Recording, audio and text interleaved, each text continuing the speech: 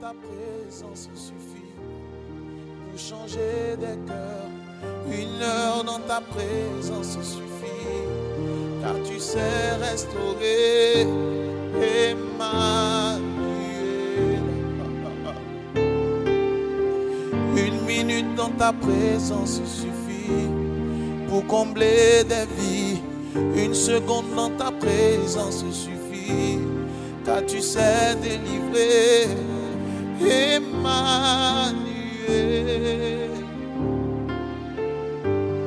Emmanuel.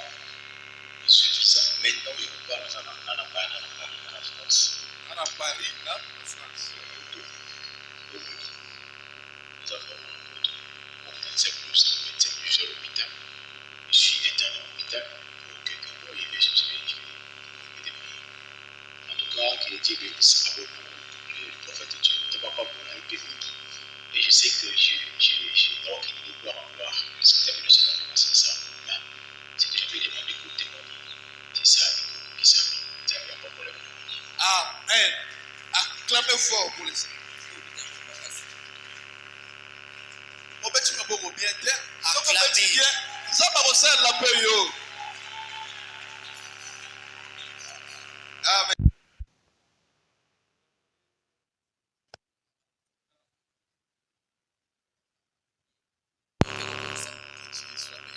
Alors maintenant, d'autres témoignages là, l'assemblée de Bonne et puis ça, et on a encouragé, mais miraculeusement, il a encouragé, parce que on a montré. Mais ça, je continue à vous dire, la destinée n'a pas été vous devez avoir. C'est maintenant, c'est la deuxième fois, c'est maintenant Vianney, et puis deuxième, vous voyez, c'est la même chose.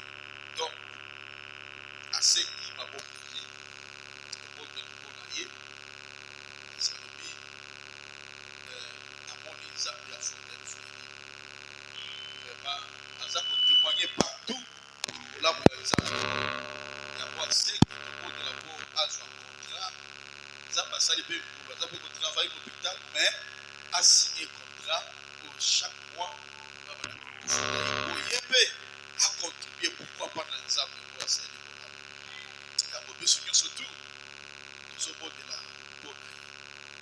C'est dans les arbres, à payer ça y contrat, à payer ça y dans les arbres, on a la mission, les arbres. D'abord, la poussée qu'on a eu, tel côté, baisse la tête, lève ta main, on va prier pour votre frère, docteur, chéri. Prions, c'est que tout le monde puisse prier.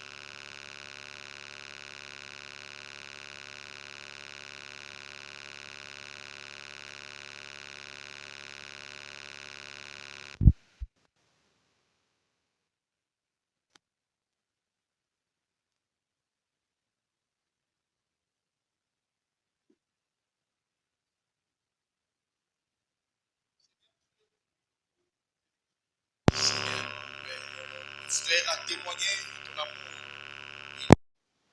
Reconnaissant de ce que tu as fait. Alors nous, Église Fontaine Frère, nous prions encore pour lui, nous demandons Seigneur que tu lui accordes, ô Père, que tu lui donnes les contrats, un très bon contrat avec un très bon salaire. Seigneur, pas gagner, même à test ça, on n'a pas payé contrat, mais à signer contrat, à journée, mais à signer contrat, à la travail. Au de la chaîne, Père, je prie, moi et toute mon église, demandant à toi, Dieu, d'accorder ce que le frère demandait. Accorde cela au nom de Jésus. Amen. Amen. Que Dieu vous bénisse. Amen. Un jour, témoigner. Voyage et Goya. Tu vas voyager. Non, on va voyager. Pour bien appeler à Bessoso.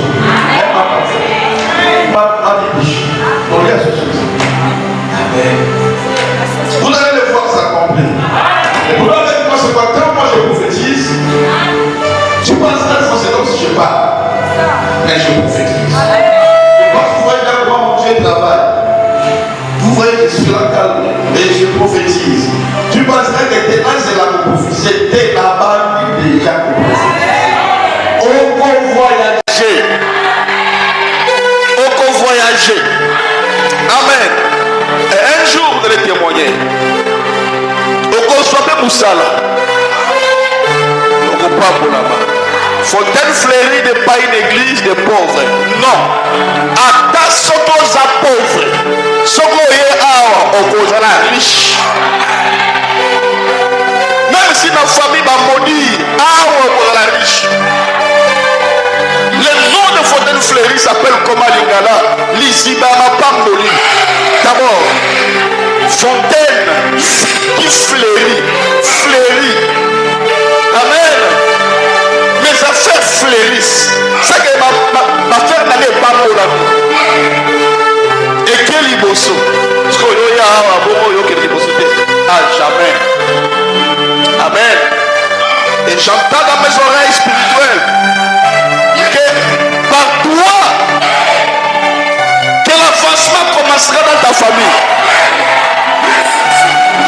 C'est par toi que l'élévation commencera dans ta famille. C'est par toi que le mariage commencera dans ta famille. C'est par toi que le voyage commencera dans ta famille.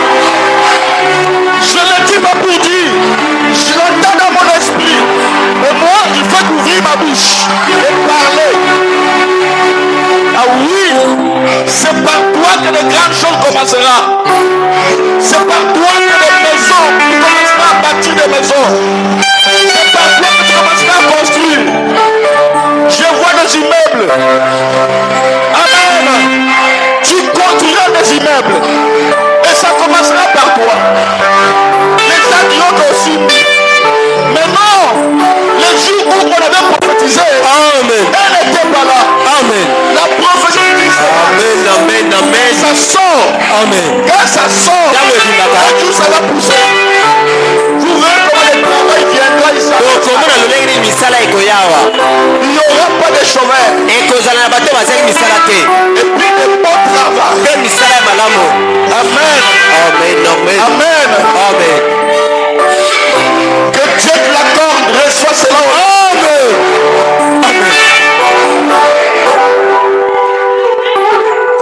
Amen. Amen. Que Dieu soit béni. Zambé apambolama. Que Dieu soit béni. Zambé apambolama. Que Dieu soit béni. Zambé apambolama. J'entends dans mes oreilles spirituelles. Amen. Dans ta famille, les femmes mettent au monde par des césariennes. Parce que tu es ici. Tu commenceras.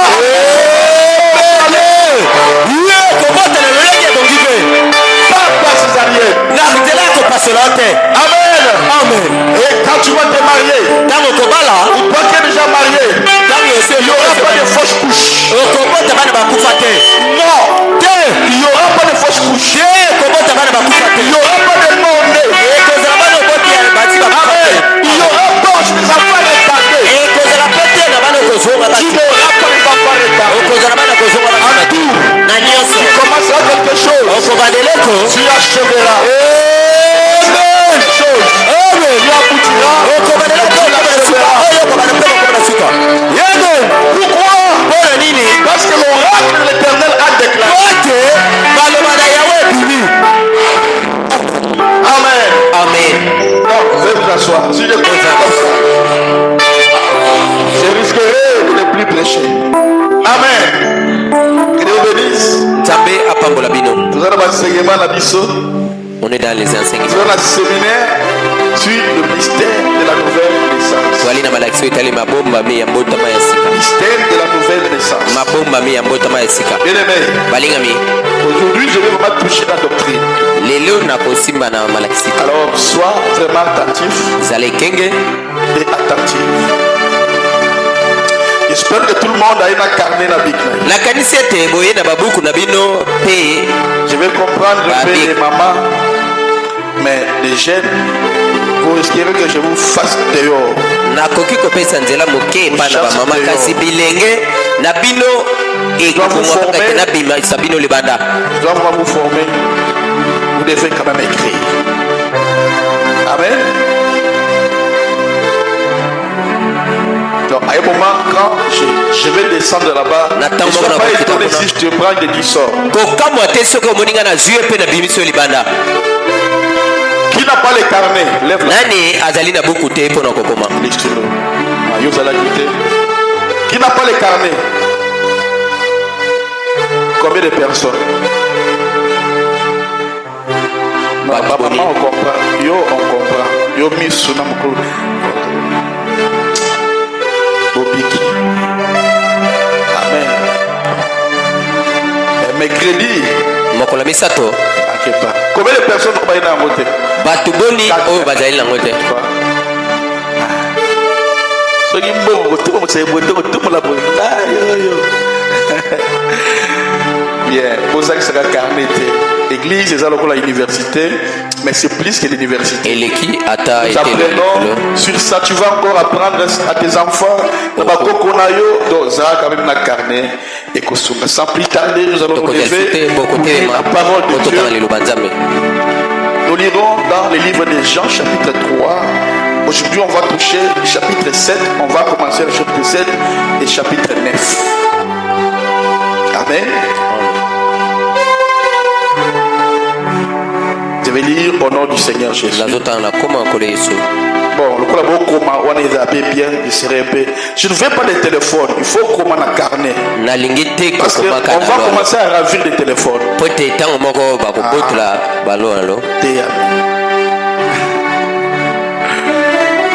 Pas de téléphone. Bon, aujourd'hui je te l'heure, mais mercredi, pas de téléphone. Et dorénavant, au comment téléphone, parce que le téléphone à l'église, d'ailleurs, c'est pas bien.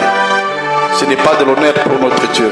Amen. Jean chapitre 3, verset 7 jusqu'au verset 9. Yohani misato nzela kotanga sambo pe na libwa. Bien aimé, l'enseignement aux gens avec beaucoup d'importance. Parce que sans cela,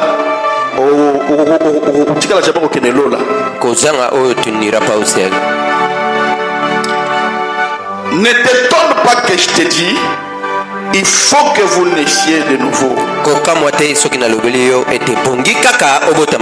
Le vent souffle où il veut et tu entends le bruit, mais tu ne sais d'où il vient ni où il va.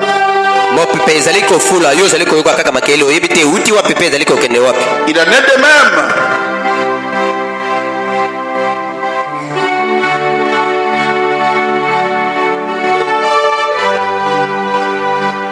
Il en est ainsi de tout homme qui est né de l'esprit. Nicodème lui dit, comment cela peut-il se faire? Nicodème a une question. Prions le Seigneur. Dieu notre Père céleste, éternel des armées, le Dieu vivant, l'invincible, le lion de la tribu de Juda. Oh Elohim, Sabaoth, viens, sois ici avec nous. Nous voulons parler de ta part, Seigneur. Et tu sais bien que ces enseignements, c'est parmi les enseignements les plus compliqués et difficiles. Moi, je ne connais rien. J'ai besoin de toi pour aider ta fille et ton fils. Afin qu'ils entrent dans le royaume de Dieu où ils seront appelés des filles et des fils de Dieu.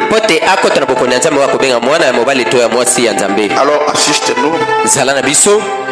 Que toute esprit qui n'honore pas Jésus milimo nyonso ezotosa yesu te soit loin d'ici au nom de Jésus. ezala mosika na kombo na yesu. Bénis chaque personne. pambola moko na moko Et que les cœurs sincères mitemo oyo ezali na bule. reçoivent le Saint-Esprit même aujourd'hui. amen ezwa molimo santo na mikolo Au nom de Jésus. na kombo na yesu. Amen. amen. Tu peux t'asseoir. bokokofanda.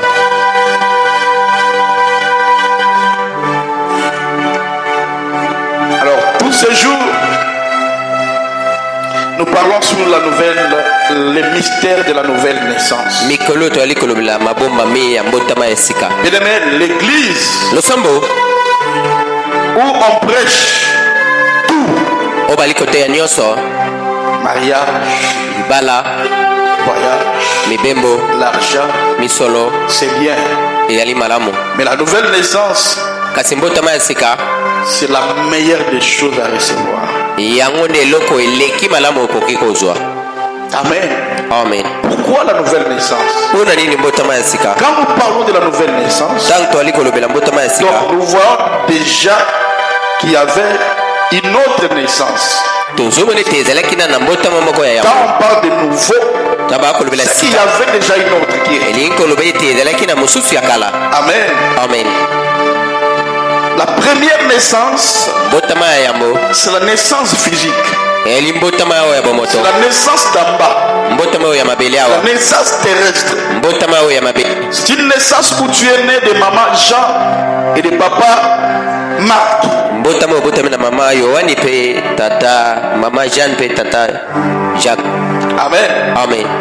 Interprétation, bah interprétation, bah comme te. Bon, ils ont en français, Yohani. Ok, comme sur la Bible là, ça va. Amen. amen.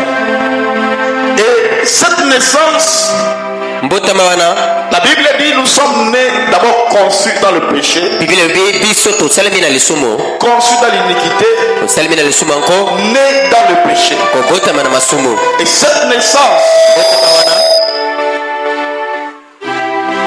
c'est une naissance qui ne t'amènera nulle part. eli mbotama moko oyo ekomema yo esika moko te. C'est une naissance qui fera que tu sois seulement terrestre. ezali mbotama oyo ekosala ete ozala kaka moto ya mabele Alors que awa. nous, la véritable vie que nous avons, bomo ya solo toyali nango la vie au ciel. ezali bomo ekuna likolo. Alléluia.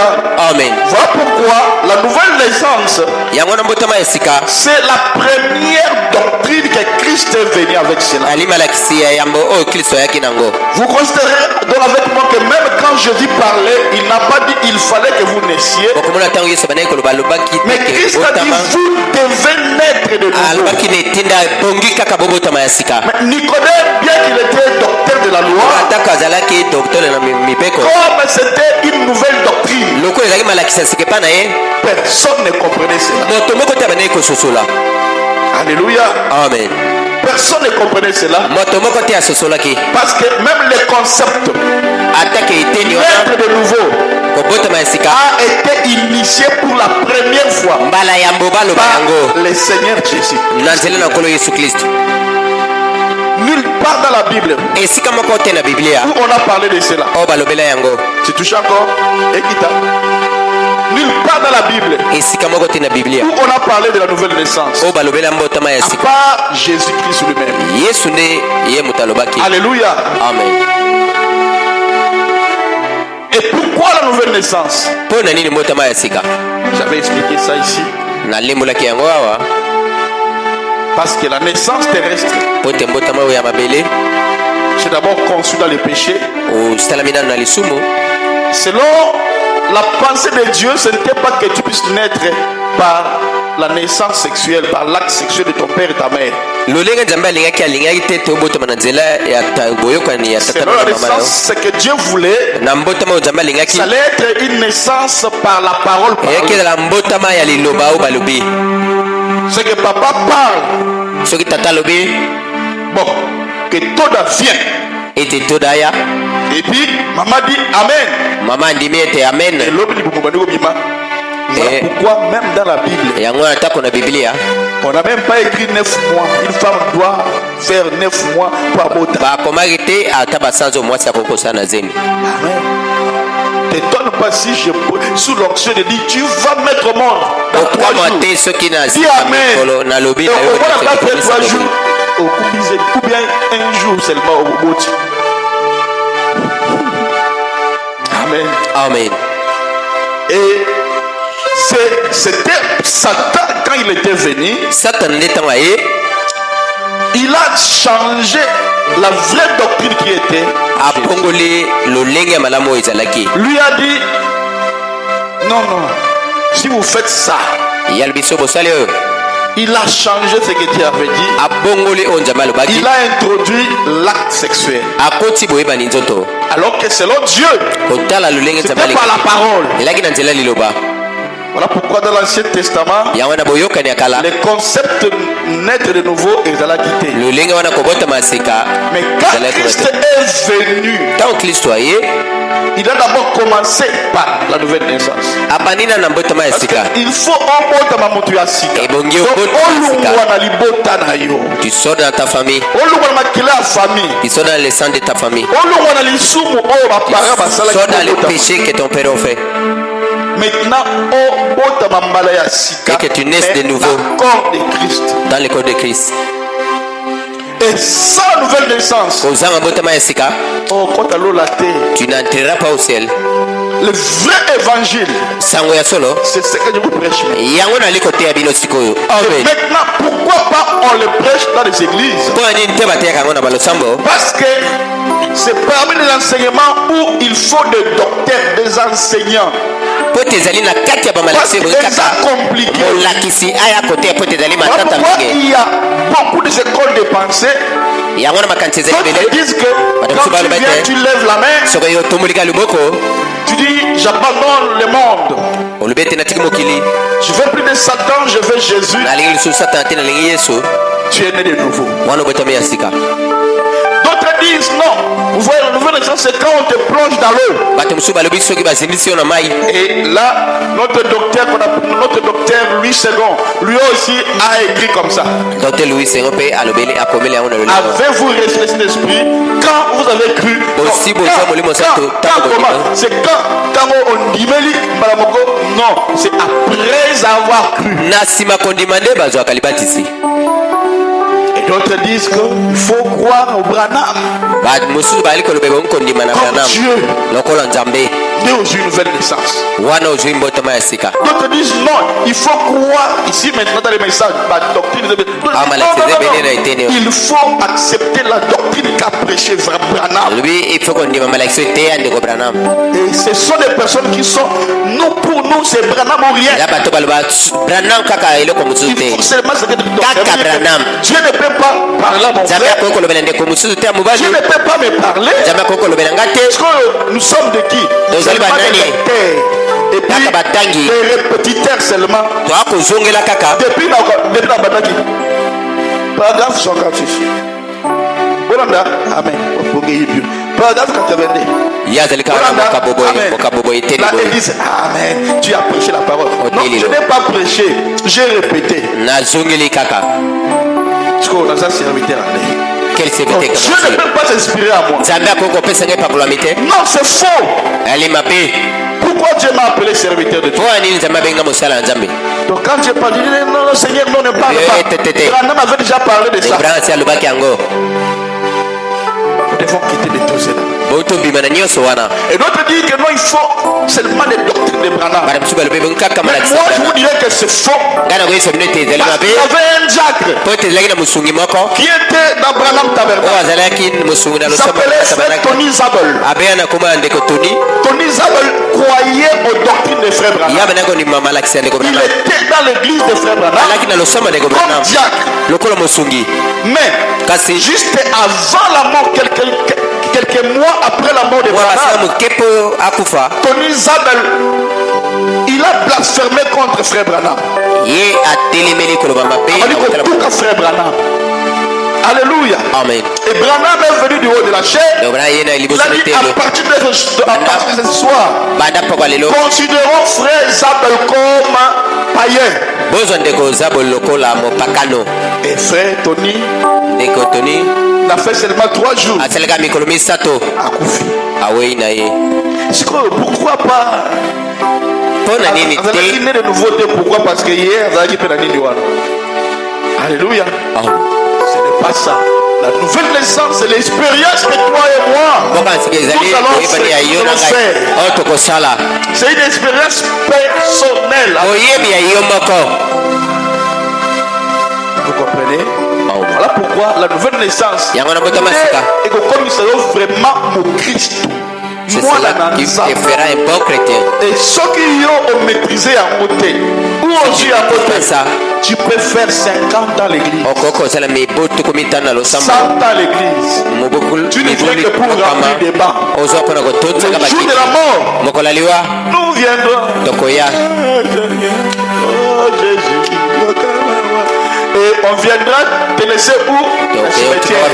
Dalilita. Et puis tu peux m'appeler. Reste là. Mais la nouvelle naissance, Botama sika. c'est quand on confie, cette nouvelle naissance-là va t'amener à l'océan. Botama sika wana ikomema na timaliwa na yo likolo. Je pense que vous comprenez, hein? Kanti bososoli. Les enseignements sont comprenus. Malaxi. Huissier, on pose une question et la question à répondre. Ou poliment, tout le monde peut s'appeler. On peut se question parce que ça enseignement. Ils allaient malakisi. Amen. Amen. Alors, Nicodème avait posé une question. Nikodema ya tuna kimotuna. Il a dit à Jésus, comment cela pourrait se faire? Boni boni yango ko salama. Parce que Jésus a dit que vous devez naître de nouveau. Alors Nicodème dit, mais comment est-ce que ça le mande? Nicodème a l'obéité, ça se fera comment?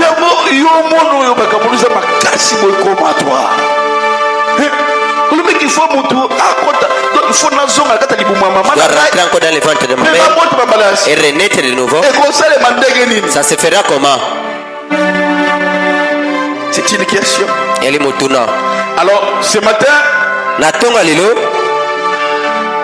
j'ai sélectionné par l'aide du Saint-Esprit 7 conditions nécessaires pour naître de nouveau. Ali netinda sambo oye bongi pona ko botama. 7 conditions nécessaires Beteni wana sambo pour naître de nouveau. pona ko botama yasika. Alléluia. Amen. Alléluia. Amen. Tu dois retenir les 7 conditions. Et bongi oye ba Ces betinda 7 wana conditions vont sambo t'amener à la nouvelle naissance. oye komema wana botama yasika. Je vous précise que sans la nouvelle naissance, Kozanga botama yasika.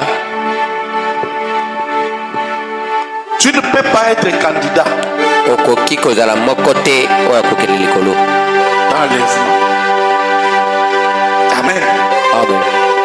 Sans nouvelle naissance, Kozanga botama yasika. on ne peut jamais arriver à l'adoption. Okokoma na kochama nesika te. Alors que l'adoption est la condition nécessaire kochama sika yango dele tinda oyebongi pour être un candidat pona kozala moko pour aller au ciel.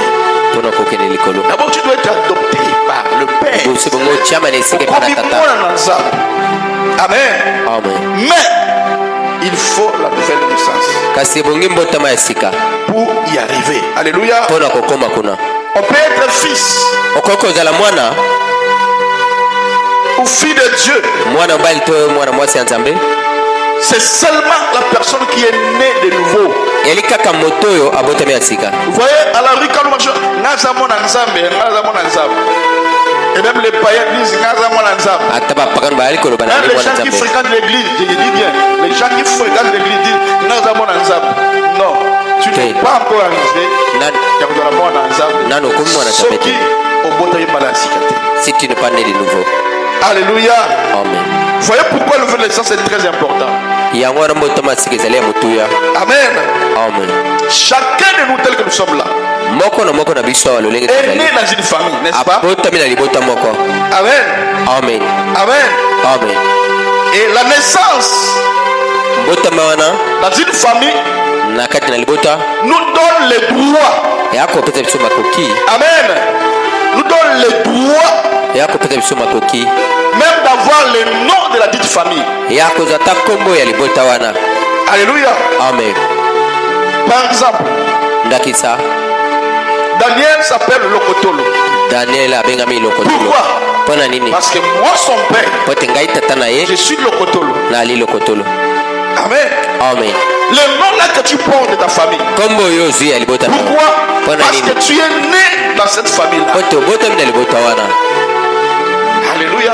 Amen. C'est ça, c'est la naissance terrestre. Wana ezali mbotama oyo ya C'est la naissance physique. mbotama oyo ya bomoto. La ligne vraiment pour comprendre facilement. Amen. Amen. C'est par la naissance d'une famille ezali na mbotama ya libota que tu es de cette famille là. oyo ozali na kati ya libota wana. Et tu as tous les droits.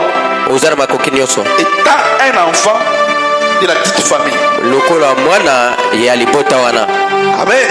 Amen. C'est ainsi aussi ezali mpe lolenge wana que les enfants de Dieu, bana na nzambe ils naissent de Dieu. bazobotama na nzambe. Alléluia. Amen. Et quand tu es né de Dieu, ntango obotami na nzambe là tu es appelé quoi? Fils de Dieu. wana obengami mwana mobali to mwana mwasi ya nzambe. toi tu dis wasi ya nafali Les de nouvelles naissances ne seraient pas quittées.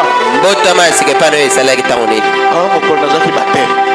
Non. quand j'ai pris le baptême Oh, mon colo, na joie qui est dans l'église. Non. moko nalapaki ndai. Alléluia. Amen. Nous allons parler de ces choses vraiment très profondes aujourd'hui. Que Dieu nous fasse grâce. tokolobali yango na Et que mokili chaleur, nyonso. supporter chaleur. Chaleur en enfer. Et les écoutes chaleur. Moto ya lifelo eleki oyo. Non, couvre la chaleur oyo qui est en enfer. Amen. Amen. Alors, dans Jean chapitre 7, Jean chapitre 1, verset 7 à 13. Écoutez ce que la Bible dit. boka oyo biblia ezali koloba. Jean chapitre 1, verset 7 jusqu'au 13. yohani yambo nzela ya kotanga La sambo Bible dit, il vint pour servir de témoignage, aye de mpona témoin, pour rendre témoignage à la lumière, mpona kotatola na pwele afin que tous crussent par lui. po ete bango nyonso bandima na ye. Il n'était pas la lumière, ye azalaki pwele te mais il parut pour rendre témoignage à la lumière. amonani mpona kotatola mpona pwele. Cette lumière était la véritable lumière pwele wana ezali pwele ya qui, solo en venant dans le monde, oyo ekokende na mokili éclairait tout homme. kongalisa moto nyonso.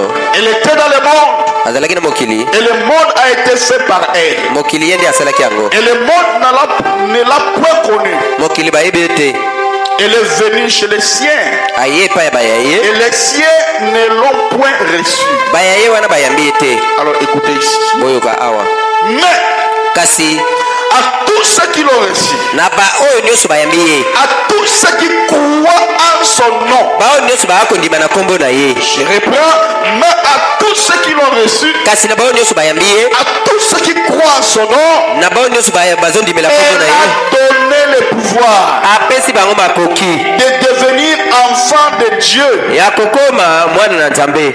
Ah, c'est ici où on doit devenir enfant de Dieu. awa nde bokokoma bana na nzambe. Lesquels sont nés bao babotami non du sang, na makila te. olungwe na makila libota. amen.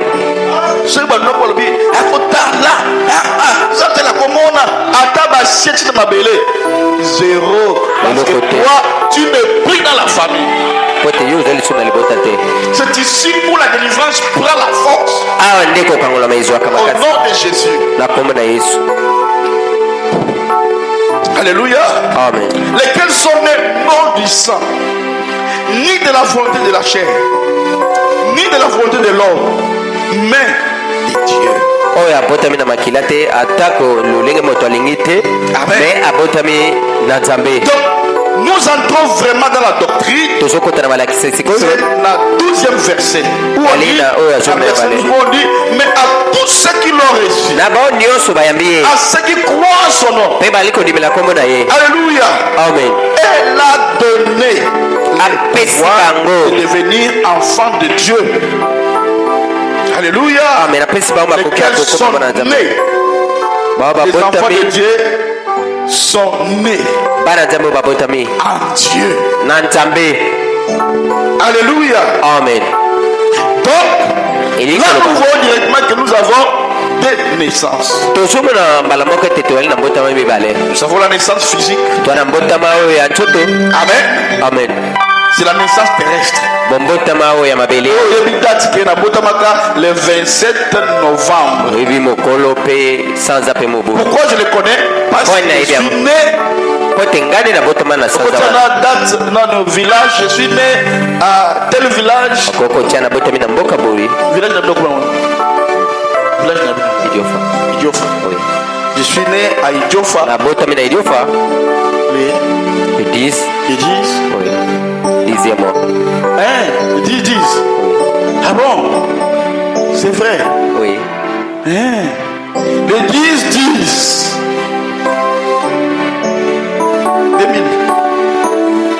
2000 ans. Ah, frère, 2010. Alléluia. Amen. Il faut se rappeler. Et ça, enseignement. Amen. Il faut non. Amen. Amen. Parce qu'il faut comprendre bien. Amen. Amen. Il y a des universités, des universités où tu as les droits. Mais ici, le sang de Christ, c'est par la volonté de notre pasteur pour faire grâce. Alléluia. Donc ici, c'est plus qu'une université. Donc, la nouvelle naissance,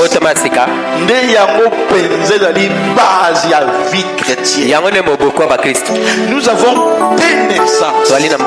La première naissance, c'est ce que toi tu étais né. Amen. Amen. C'est que tu es né au corps. Amen. Amen. Et la deuxième naissance, c'est la naissance de l'âme. La naissance de l'âme est spirituelle. C'est ça la nouvelle naissance dont nous parlons. On peut aussi appeler ça la naissance par la parole. Parce que nous pouvons dire que nous sommes nés du royaume de Dieu. Et là, si tu crois cela, si tu sais qui tu es, tu peux arriver devant un sorcier. Je suis né du royaume de Dieu. Je suis un enfant de Dieu. Et je suis l'enfant d'Otis. Par l'alliance de mon père. Tu ne parleras plus. Non, pas toi. Dieu faut l'oba. Amen. Tu ne parleras plus. Papa, vous allez voir. Alléluia. Amen. Parce que tu es né d'abord du royaume de Dieu. Amen. Amen. Non du sang, ni de la volonté de la chair, mais de la volonté de Dieu. Amen. Amen. Donc ça veut dire quoi? La nouvelle naissance ne dépend pas de tes efforts. Amen. Amen. Ni de celui qui court, ni de celui qui le veut. Amen. Pasteur, c'est compliqué. Amen. On fera la nouvelle naissance. Alléluia. Amen. Tu peux fréquenter une église. Il y a cela 10 ans, 50 ans. Mais laisse-moi te dire, si Dieu ne te touche pas, tu ne te répands pas. Parce que quand tu viens à l'église, quand la parole sort, la parole doit te pousser à la repentance. Ah non, ma vie n'est pas bonne. Ah Seigneur, cela va t'amener à la nouvelle naissance, à la repentance. Tu vas te repentir. C'est vrai vraiment en tout cas. Donc vraiment, Naza n'a pas. Parce que quand on prêche, la La parole a touché mon cœur. liloba esimi motema na ngai. Et cette parole Liloba wana va te pousser à la nouvelle naissance. ekotinda yo na mbotama ya sika. Bien-aimé, être chrétien, kozala mokristu c'est la nouvelle naissance. ezali mbotama ya sika. Amen. Si tu n'es né de nouveau, soki obotami ya sika te tu es toujours terrestre. ozali kaka moto ya mabele, Tu es toujours l'enfant de ton père. ozali kaka mwana tata na yo. Amen. Amen. Amen. Amen. Mais ce que Dieu veut, oyo nzambe alingi que tu deviennes son enfant. yo okoma mwana na ye. Alléluia. Amen. Alléluia. Amen. Quand ton cœur sera touché, ntango motema na yo wana ekosimama cela va t'amener à la repentance. ekomema yo na koyambola. Amen. Amen. La nouvelle naissance ne viendra pas le jour où vous mourrez. mbotama ya sika koya te mokolo kokufa. soki De ton vivant comme ça, ntango tu ozobika boye n'avais pas ozangi yango, cherché la nouvelle naissance. luka mbotama ya sika. Amen. Le jour où vous mourrez, mokolo kokufa vous serez surpris si dans votre église, ekosala opasi on ne vous a pas amené la nouvelle soki na naissance. losambo na bino bamema bino na Si mbotama ya sika te. on ne vous a pas amené la nouvelle so naissance, bamema bino na mbotama ya tu sika te, seras surpris le jour de ta mort. osala opasi mokolo ya liwa. Tu seras rejeté par l'ange qui s'occupe des gens qui vont au ciel. yo komona mwajo oyo azwaka bato aye kozwa yo. Interprète, tu seras surpris que oyebo ange wana yebiso yo awa te kende kotoyo obandi kolela pasteur otiaki nga te mpo nini okosaki ngai. Amen. Amen. Voilà pourquoi moi autiste, yango na ngai otisi quand je viens à l'église, ntango nazoya na losambo quand je me mets derrière la so chaîne, natelemi na nsima etelo j'ai fait, c'est comme si c'est la dernière prédication de ma vie. nakosala lokola ezali liteya na ngai suka na bomo Je donne tout ce que j'ai, napesi mon nyonso nazali nango énergie, makasi na ngai nyonso puisque pour faire l'œuvre de Dieu, mpona kosala mosala sauver nzambe quelques âmes. kosunga mwa lolema ya bato. Amen. Amen. Amen. Amen. Et curieusement, dans beaucoup d'églises, on n'aime plus de pareilles prédications. kotala na balosambo ebele balingi mateya boyo te. Ah non, faut te amater à oyo. te Moni, quand tu touches ça, les gens soko osimbi oyo capoter. Mais ça, c'est périmé. wana ekobungwa. Mais cette nouvelle naissance, l'enseignement que je te prêche, mbotama ya sika malakisi oyo nazoteya yo c'est pour la vie éternelle. yali mpona bomo ya seko na seko. Amen. Amen. Être une née ou être membre dans une église, c'est kozala bien. moko na kati ya losambo ezali malamu, C'est une bonne chose. yali eloko malamu. Amen. Amen. Mais être membre dans le corps mystique de Dieu, kola moko na c'est nzoto bien. na kristu yango nde eleki malamu. Amen. Amen. Alors, pasteur, mokengeli pendant que tu parles, on a compris que tu as parlé que pour naître de nouveau, cela ne dépend pas de ma force, cela ne dépend pas de ce que moi je dois faire, c'est la prédestination. tosusuli ete wana etali makasi na ngai te me wana ezali kopona ya nzambe. Alors, comment savoir si je suis prédestiné? nakoyeba lolenge nini soki La question, naponami un jour, tu peux me poser ça. mokolo moko osi otunanga motuna wana Ma femme m'avait posé ça un jour. mwasi na ngai atuna nga yango Kala. fait Bon, longtemps. je continue ma question.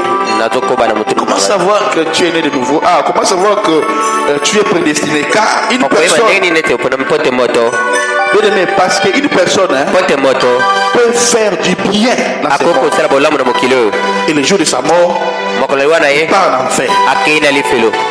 Cela ne dépend pas de ce que tu fais. ezotala oyo Cela ne ezosala dépend te, pas de ta force. ezotala Cela makasi ne na yo dépend te, pas de tout. ezotala Mais nyonso c'est te, de Dieu. ezotala na nzambe. Alléluia. Amen. On peut mener une bonne vie digne de la parole de Dieu. okokomela bomo ya malamu na liloba Et à la fin, tu pars en enfer. na suki okei na lifelo. Moi, dans mon coup, lelo, moi, dans bébé, coup, lelo. Parce que, bon, je pose la question. Hein. l'enfant qui meurt aujourd'hui Parce que, ce qui moi, dans botami, si un enfant qui est né bana oyo botami lelo pe akufi. il Donc, est moi, mort. moi, akende na enfer ou bien akende Cet enfant ira où? na lola. Parce que, en soi, asali ne peut les soukuter. Parce que, akende wapi. Lola ou bien akende na enfer.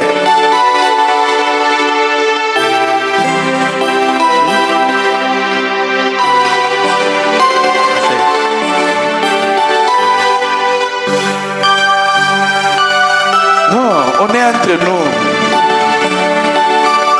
Faut parler. Non, yo kana muno.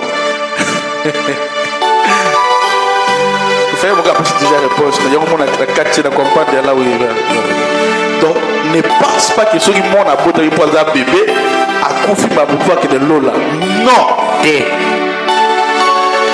Ce que ça prédestiné. Soit les mots qu'on a mis. Ira au ciel. Ce que ça prédestiné. Mais ce qu'on a maté, ira en fait.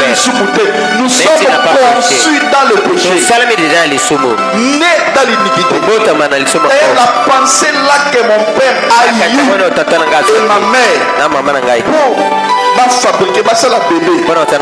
C'est déjà un péché. Alléluia. Amen. Voilà pourquoi quand Christ est venu, Christ a changé cette Christ, lui pour lui, c'était que Marie, l'ange est venu. L'ange a parlé. Je te salue Marie. Amen. Tu as reçu la grâce venant du Saint-Esprit. Tu concevras. Tu mettras au monde. Marie a dit Amen.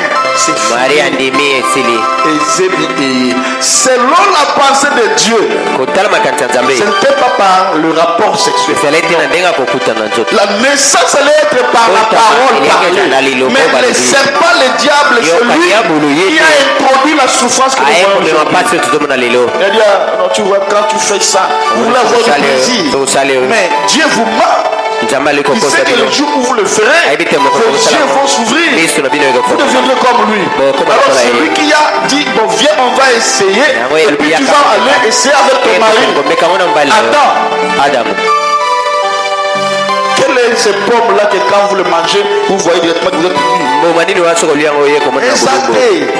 Ça ne se trouve pas. Alors, ce n'est pas pomme. Ça n'a pas frappé moi chez Nabucodonosor. Pourquoi il a dit à cause de ce que tu as fait? Tu enfanteras dans des douleurs. Toi aussi, l'homme.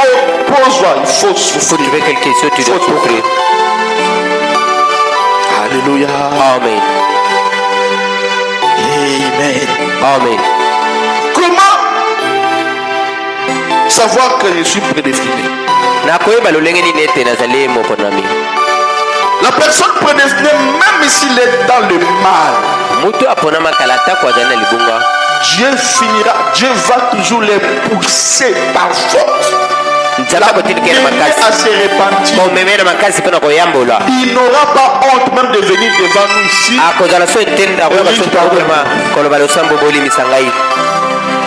Tous ces temps j'étais sorcier. Le problème c'est qu'il doit se réparer avec son. Une personne qui est prédestinée pour la repentance, il n'a pas ni n'importe quel pardon.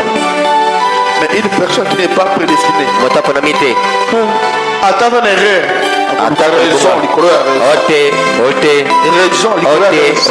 La sémence de la prédication n'est même pas.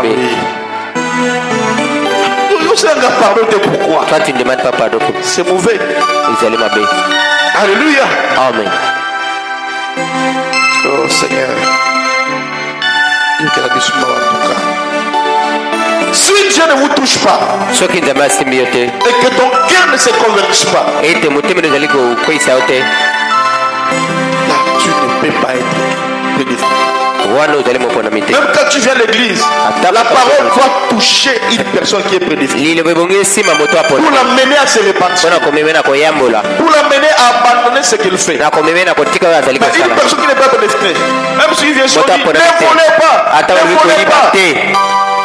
Quand seulement on sort là-bas, c'est comme si tu es dans la semaine. Donc il y a quelqu'un de l'église qui a pour remplir bas. On prêche, quand il sort, tout ça passe. Alléluia. Amen. Oh Seigneur. Là, kuna Le jour de ta mort, mokolo wana yo ton église va t'accompagner jusqu'au tombeau. losambo ekende kotika na lilita Mais ce que tu oublies, c'est que c'est la nouvelle naissance. oyo ozobosana ezali mbotama ya Et sika Dieu qui te donnera les tickets pour aller au ciel. nzambe azopesa lokasa mpona kokende La likolo nouvelle naissance est trop important pour nous. mbotama ya sika ezali ya motuya mpona bino Alors, regarde toi-même. tala nani yo Parce que la moko nouvelle naissance ne te poussera pas à mener une mauvaise vie. mbotama ya sika ekotinda yo na komema bomo ya mabe Regarde te toi-même. Fais tala nani yo l'introspection. moko yo moko mitala Examine-toi. Qu'est-ce que Dieu dit et que tu n'as pas encore fait? nini oyo nzambe azoloba yo nano osali yango te amen La convoitise est toujours là. La convoitise est toujours là. kolula ezali kaka wana Il est collé même en toi. ekangami na yo Amen. amen L'orgueil, le mensonge, lofunu lokuta l'impudicité, bondumba le mépris. kosala Il mabe y a même des gens que quand tu pars pour les saluer, na bato soki kaka aleki ils te boutent d'abord. azali koboya yo Moi, j'ai déjà une fille, hein. ngai na ntina mona Un frère. Dis pas une sœur, un frère. ndeko mbali Puis notre frère venait comme ça d'église. ayeboye na losambo Est-ce que tu avais lavé tes mains? yo osokolaki na boko na yo Honte, soni nini mépris. Amen. amen Mépris. Mais là, comment tu seras? Tu vas naître de nouveau comment? wana okobotema esika ndenge nini Mais comme ma belle est dans le scénario. tout de mauvaises choses est chez toi Amen. amen Tu vas naître comment de nouveau? akobotama sika boni Yo longolaka bazemi. Comment tu vas naître de nouveau? okobotama sika boni J'ai un ministère qui est ici. nalingani ndeko mwasi kobandala ati komona ngai koloba tata Je suis enceinte. nakombizemi So nayebaka yo avant. si je te connais avant nalingaki jamais nakobaze. nakokaki Parce te que kokoma mateya oyo nalokaka avec des pareilles prédications ntango mobali atinga zemi epuis mobali yango ntango nefika nza na zemi akimi na ye ngai nabali koluka ye te akumaka moto nakomoluka ye te namonaka akotaka quelque part balakisika akotaka awa je pensais que alingani na mama na mwana ya mama lipango wana mama natunebi mama mobali na ngai yaka awa sikoyo lakisanga mwana oyo aliyabi abenyabi yaka yo lakisaki nga nini ke yo na mwana oyo bosilami ya kala mama mobali na yabi petit chéri na ngai ye mokolo nayoki ndenge otei ngai nakolongola zemi te voyez tala ce sont des enfants de Dieu. ezali bana nzambe Quand la parole le touche, ntango liloba esimbi ye elle doit vivre cette parole. ebongi abika liloba oyo ye ayoki Même si la honte vient, je m'en fous. atako soni ye Mais Sonia Ngopé, la honte vient. Est-ce que vous me la Amen. amen Alors, il y a même beaucoup de pasteurs au Boutou. Batia bango babitakala ba télévision. Est-ce que ekakama na bango? Lelo est à ressource. Est-ce qu'il a la Ngopé? Il a on appelle des actions de succès peut sauter. Amen. amen Parce que yo boka soni po banobaki na bato ya honte kwa mais kasi tu tues. ozoboma Quand on va dire ba meurtrier, ba bonmaza, bato babomaka ba tueur, ba bombi, babomaka ba assassin. Quand on parle de kabakaba, Quand on parle de kabakaba, il est pour le moulaga dans rien. Mais yo okomi na molimo, na âme ya yona molema Quand papa maisaki na kaka ba moite, non kaka ba chou, kaka basanza likolo. non. te L'enfant, mwana même si c'est un jour, atako ezali mokolo moko l'embryon se forme de, ou bien makila se sangani. Aza makila te aza déjà mort. Il a déjà son esprit. ali na molimo na ye Alléluia. amen Ne dis pas parce qu'ils ont makila. Non makila ni. Bon. Pas seulement ça. Alors, mutaza formé la nini. l'homme est formé de quoi Makila. par les sangs Le vrai toi c'est quoi? C'est l'âme. L'âme réside où? molema malamu molema ezali makila Dans les sangs. molema evandaka na makila Alléluia. amen La nouvelle naissance te fera rentrer dans la vie éternelle. Dans le kotama corps sika de Jésus. ekokozo na nzoto na kristu mpe na bomo ya seko na Pose-toi seko la question, est-ce que je vis vraiment la parole de Dieu? tuna mituna epai Alléluia. Amen. Change ton cœur. Tu dois te convertir.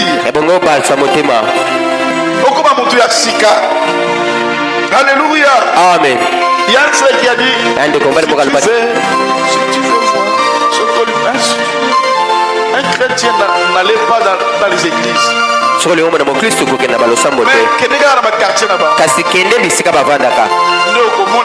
Mais là tu verras des chrétiens.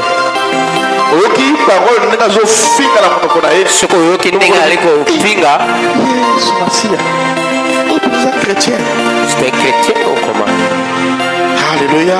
Amen. Dans 1 Corinthiens chapitre 12 verset 13, la Bible dit, nous avons tous en effet été baptisés dans un seul esprit pour former un seul corps.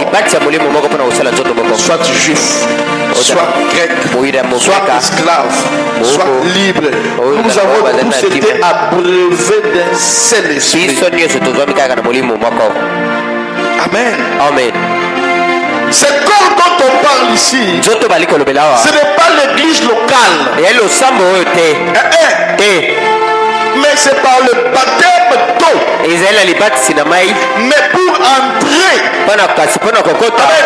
le baptême d'eau te fera entrer dans l'église locale. Amen. Amen. Le baptême d'eau, c'est ça qui te fait entrer maintenant dans Fontaine. Mais tu ne vas pas t'arrêter là-bas. Amen. Amen. Mais pour entrer dans les corps mystiques, il faut maintenant une nouvelle naissance. Le baptême du Saint-Esprit. Amen. Amen. C'est l'épouse de Christ qui forme. Qui forme. Amen. Amen. Qui forme l'épouse de Christ. Amen. Amen. Notez bien, je peux te dire, celui qui est membre de ta famille, tu sauras comment il est une membre de ta famille. Qui est membre de ta famille. Amen. Bon, parce qu'il est avec toi, oui. Mais c'est parce qu'il est abondant la famille. Amen. Amen. Parce qu'il est abondant la famille. Parce qu'il est né dans ma famille. Et puis, donc c'est comme ça, oui. Parce il vient dans ma famille. Amen. Amen. Mais étant des chrétiens, on les a périmés. Il faut maintenant naître de nouveau dans le corps du Seigneur Jésus. Alors là, tu viendras membre du Christ. Amen. Amen. On n'est pas né de nouveau parce que mon père est pasteur. Non, parce que ma famille est chrétienne. Non, la nouvelle naissance est basée par l'expérience personnelle avec Jésus-Christ. Amen. Amen. La promesse est que Jésus viendra prendre son épouse. Et pour faire partie de l'épouse de Christ, tu dois naître de nouveau. Amen. Même du fait de devenir diacre. Amen. Amen. Ne fais pas de toi naître en Christ. Être choriste, être chanteur, vase, n'importe quelle fonction. Ne fais pas de toi donc naître de nouveau. Non. Dans Jean chapitre 4 verset 44, 45, nul ne peut venir à moi si le Père qui m'a envoyé ne l'attire. Écoutez ce que je dis. Je le ressusciterai au dernier jour. Il est écrit dans les prophètes. Il est écrit dans les prophètes. Ils seront tous enseignés de Dieu. Ainsi quiconque a entendu le Père. Ainsi quiconque a entendu le Père et a reçu son enseignement vient à moi. Venir à Jésus, c'est naître de nouveau. Mais Cela ne peut pas se faire kasi ekoki kosalama te si le Père lui-même ne t'attire. soki tatana nabendi yo te. D'abord, le Père doit t'attirer avec yambo l'église. tatana na kobenga yo na koyaka losambo ntango nyonso Et c'est là qu'on va t'enseigner.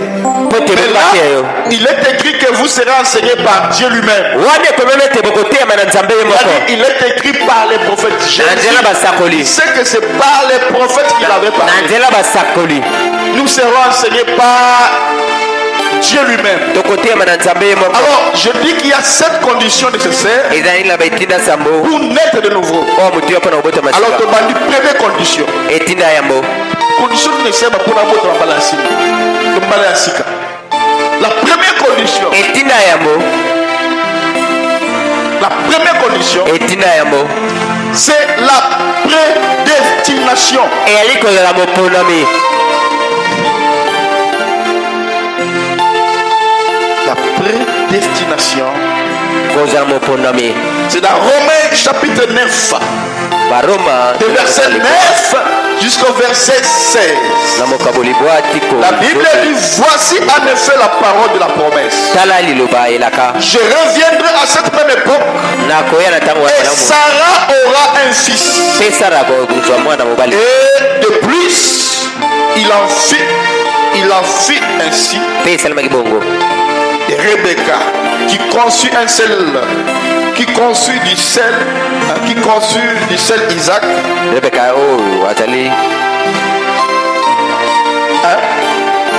qui conçut du sel Isaac notre père. Car quoique les enfants ne fussent pas encore nés, oyo bana na nzambe nani babotami te oyoka bien awa sika na baki moni ya bébé abotami akufi akie na nse yoka quoiqu'ils ne fussent pas encore nés oyo mwana moko akoki kobotama et qu'ils ne fussent fait ni bien ni mal, asalata malamu moko te mabe mpe te afin que le dessein de l'élection de Dieu subsista, na kopona ya nzambe sans dépendre des œuvres. etali misala Sans dépendre de telle misala te, etali na misala te et par la seule volonté de celui qui appelle. kaka na oyo nzambe Il alingi fit dire à Rebecca, l'aîné sera assujetti au plus jeune. elobaki ete mokolo ye akokita oyo aleki akomata Selon qu'il est écrit, j'ai aimé Jacob, lolenge ekomami na lingi j'ai yakobo aimé Esaü. mpe na boyi ezao Que dirons-nous donc? tokoloba nini na plan Y bisika wana a-t-il de Dieu de la justice? yali nzambe oyo ali Loin de là. kuna te Car il dit à Moïse, po talobeli mose je fais miséricorde nakosala mawa na à ngai qui je fais na miséricorde. moto oyo ngai nalingi Et j'aurai compassion nakozala na mawa à qui j'aurai na compassion. moto oyo ngai nakozala na mawa na ye Ainsi donc, soki cela ne dépend ni de celui qui court, etali te oyo azoli ni de kokima celui mbango qui veut, te oyo alingi ni de celui qui court, oyo te azokima mais mbango de Dieu qui fait miséricorde. kasi na nzambe ye moko ali kosala yango D'abord, la première condition, Yambo etina c'est yambo. la ali prédestination. kopondama Qu'on appelle la volonté de Dieu. L'élection. kopondama ya nzambe amen Élu vient du mot élection. Amen. kopondama Et les élus sont les héros de Dieu. baponami bango nde balongi oyo ya nzambe Amen. amen Que Dieu lui-même a choisi pour l'élection. oyo nzambe ye moko aponaki bango Pour faire des enfants de Dieu. mpo te akomisa bango bana na ye Alléluia. amen Et cela ne dépend pas de celui qui veut, ni de celui qui court, mais de Dieu lui-même. etali moto te alingi to azokima mbango kasi lolenge nzambe ye moko alingi Mais attention, kasi bokeba être élu kopondama ne te permettra pas de mener une vie. amen kopondama yango te ezotina ete omema bongo ya mabe kotala kuta Tu ebongi feras tout mal effort okosala makasi na ntango nyonso de vivre la parole. lokola moponami obika liloba amen Sale. amen kotika bomoi ya mbindo C'est la prédestination. yango wana ezotalisa kopondama C'est ça qui décide. yango wana nde Amen. amen La prédestination décide pour un individu. kopondama yango nde ezozwa lokando mpo na Dieu moto nous a choisis nzambe aponaki biso dès la fondation. amen banda mokili esalemi nanu te Amen. amen Jésus ne t'a pas choisi aujourd'hui, yesu apone lelo te mais dès avant la amen fondation. banda mokili nano esalemi te Pourquoi Jésus pouvait dire aux douze yango nde yesu apôtres akoki kolobela bapostolo que c'est moi qui vous ai choisi, ngai nde naponi bino mais cependant l'un de vous kotala moko kata bino va me trahir. akokaba ngai Il a fait quand? asala yango ntango nini Dès avant la fondation. banda mokili ebanda Dès le commencement. Dans Jean chapitre 6 verset 70, Jésus leur répondit, n'est-ce pas moi qui vous ai choisi? Vous, les 12, l'un de vous, c'est lui qui avait choisi. Amen. Amen. C'est pourquoi Judas Iscariot, avant d'arriver à la chambre haute, avant d'arriver à nouvelle naissance, alléluia, il avait échoué. Il a été éliminé. C'est pourquoi dans les églises, très souvent dans les églises, ceux qui commencent les églises, ceux qui ont commencé avec vous dans les églises, n'arriveront pas tous à la fin de gloire. Parce qu'à l'église, il y a des difficultés au début. Il arrivera un moment où il y a la gloire, où on avait semé. Là, je sème en vous. J'ai dit je sème. Là, je vais commencer à récolter. Là, je ne vais plus forcer. Là, il est plus donné de l'argent. Vous comprenez que papa a besoin de ça. Et j'ai pris mon Dieu qui me donne de l'enfant et de fou. Que un-même vienne faire ce que Amen. Amen. Je déclare que tu sois la solution. Amen. Tu sois une femme solution. Un homme solution. Quand tu arriveras, tu auras la solution. Vous savez, ça fait du bien.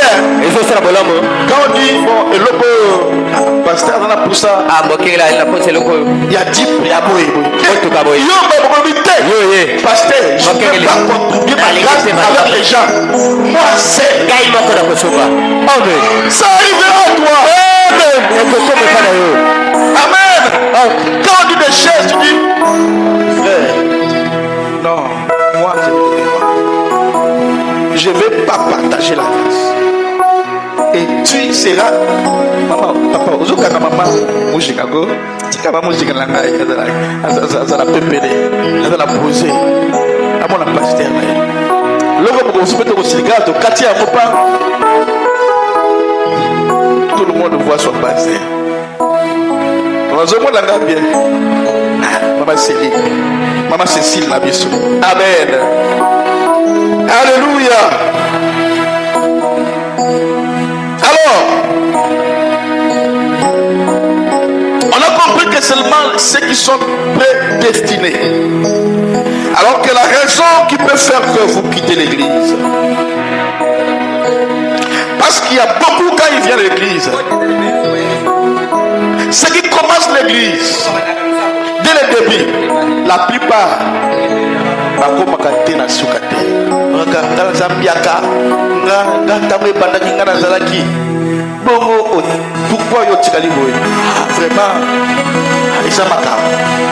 surtout l'église des paroles de Dieu. Quand ça finit, tu pars à toi, à moins que tu aies les rendez-vous avec ton pasteur. Parce que voisin va naître au Yébi. Comment il sert à quoi tu vas d'ailleurs, moi, je suis comme des boys. D'ailleurs, moi, je suis comme des boys. D'ailleurs, moi, je suis comme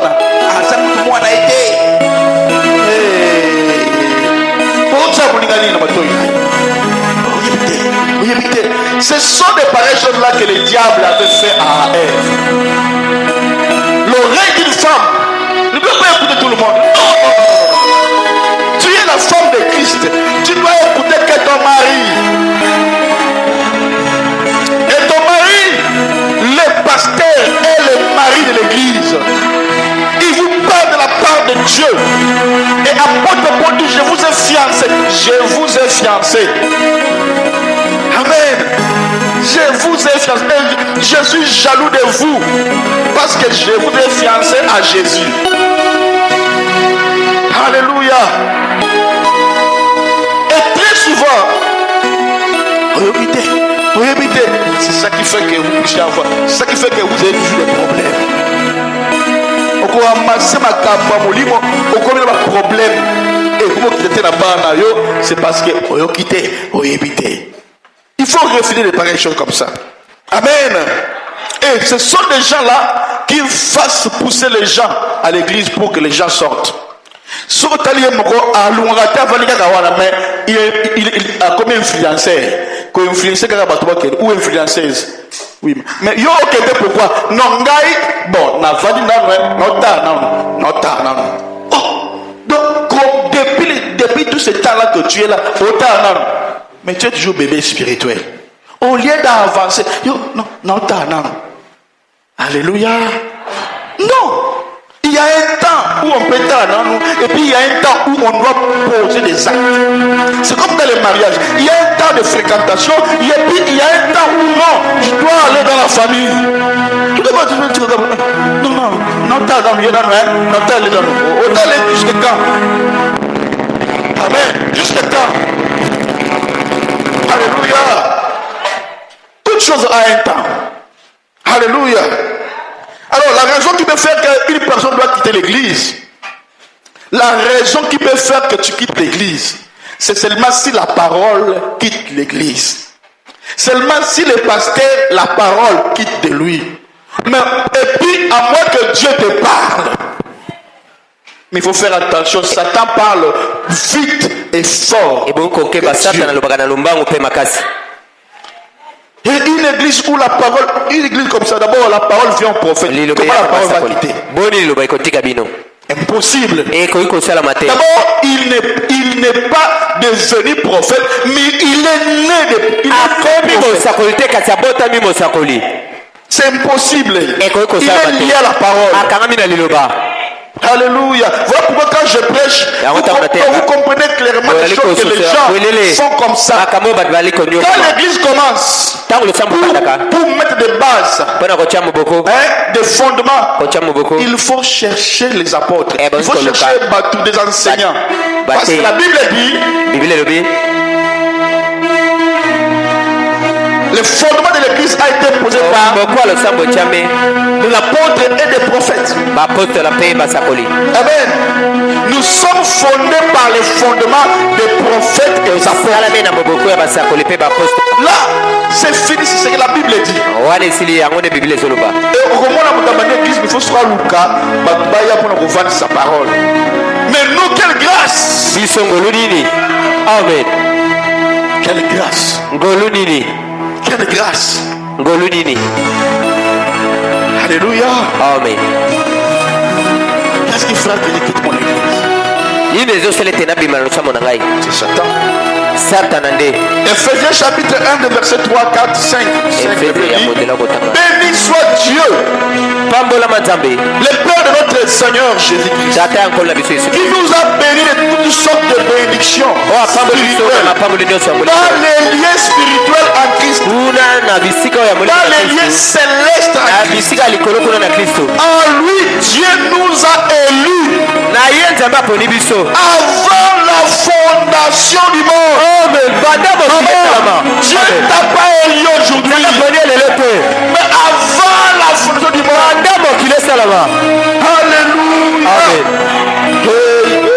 Merci Saint-Esprit. Merci Saint-Esprit. Pour que nous soyons saints.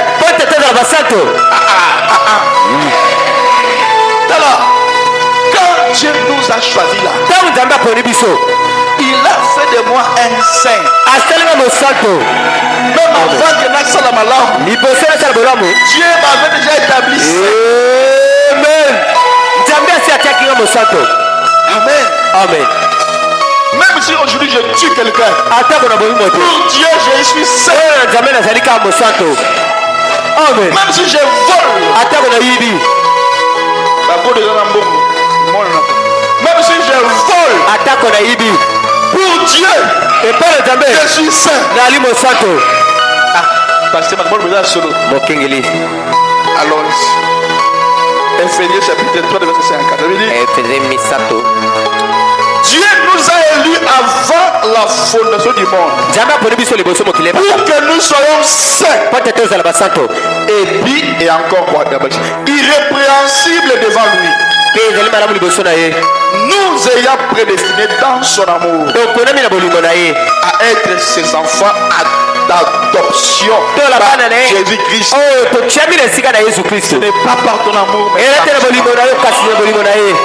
selon les bons plaisirs, les savoureux.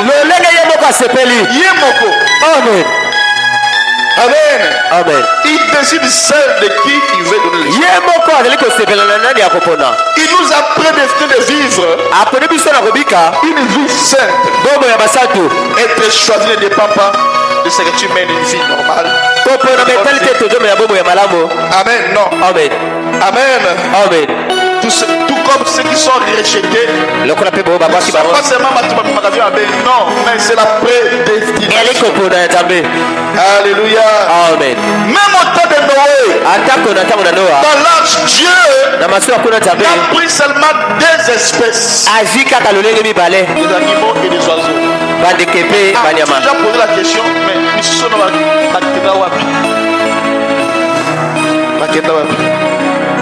Amen. Amen. C'est la prédestination. C'est le problème de la prédestination. Amen. Amen. Amen. Amen. C'est notre couple là, il a pris ce matin Amen. Amen. Ils sont voués à la destruction. Donc, il prédestiné. Et les animaux aussi. Alléluia. Amen. C'est comme ça aussi qu'il y a d'autres qu'on peut directement voir à l'œil nu que hasard prédestiné. Par exemple, Bakuluna, Azobo Mamout, Abobi Moutou, Bakana, Kaka, Aposoli Mamoutou, Aposoli Moutou. Voilà, à l'aise, c'est comme ça, on veut voir que Oyo, hasard prédestiné. Amen. Amen. Les rebelles tuent les gens. Celui qui est prédestiné va le savoir aussi, parce qu'il ne sera jamais à l'aise si elle ou il ne vient pas à l'église. Amen. Amen. Moi je rate l'église, je ne suis pas à l'aise. Il faut que je pars à l'église. Amen. Amen. Dans l'exposé de cet âge de l'église, paragraphe page, il dit ceci, dit, nous arrivons donc maintenant à une conclusion où l'âme de l'église d'Esprit. Il dit, nous arrivons donc maintenant à une conclusion comme le Logos éternel Dieu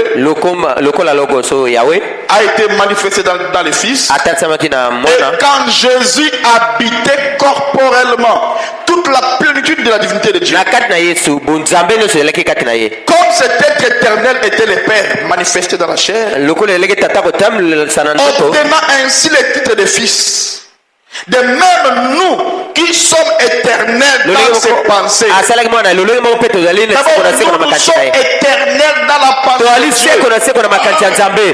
Et le mot où la vie éternelle ne vient que par la nouvelle naissance. Amen. Amen. Nous sommes devenus à notre tour la sémence parole parlée, composée de plusieurs membres, manifestés dans la chair. Et ces pensées éternelles qui maintenant manifestées dans la chair sont le Fils de Dieu. Nous sommes des pensées manifestées. C'est ainsi que nous sommes appelés. Nous ne sommes pas devenus la sémence. Nous ne sommes pas devenus la sémence. Nous étions la sémence. C'est pourquoi nous sommes nés de nouveau. Car seuls les élus peuvent naître de nouveau.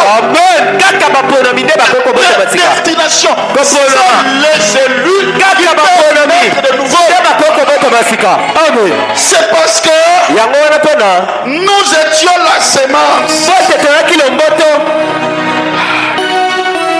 que nous avons pu être vivifiés. bénéficier maintenant. Alléluia. Amen. Dans ce qui n'est pas la sémence. Celui qui n'a pas la sémence, il n'y a pas de vie en lui. Esprit de Dieu dans l'église. Et ça, il y a prédestination. D'abord, si tu es prédestiné, on ne rater jamais l'église. Cet esprit-là te poussera toujours à aller pour le salut de ton âme, pour ouvrir l'âme. Amen. Amen. Je prends un exemple. Je dis donc, quand tu as planté, amen. Amen. Par exemple, tu plantes des maïs. Au moment d'autres vont pousser, d'autres ne vont pas pousser. Mais pourquoi? Parce que ces germes qui poussent, il y avait déjà la vie en eux. Mais